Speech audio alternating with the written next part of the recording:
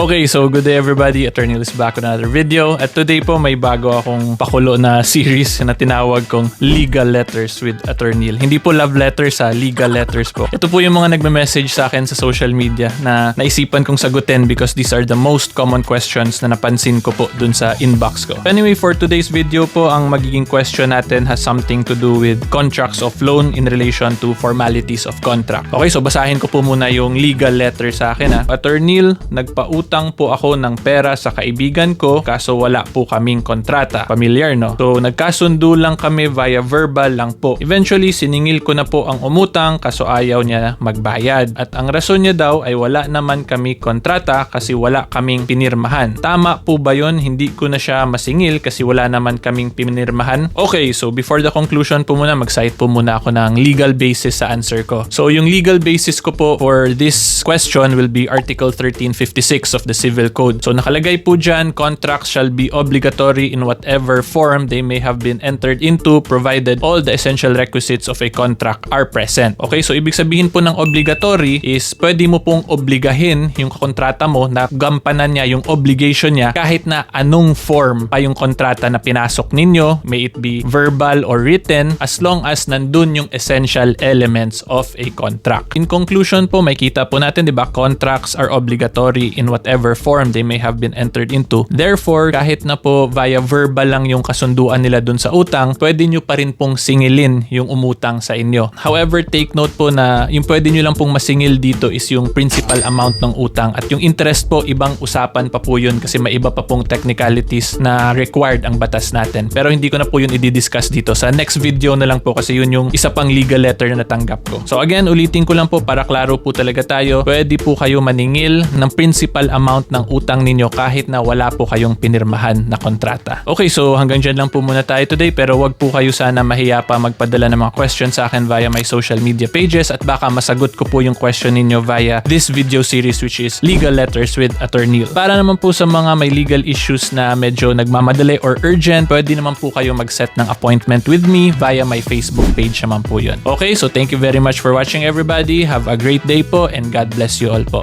Bye-bye!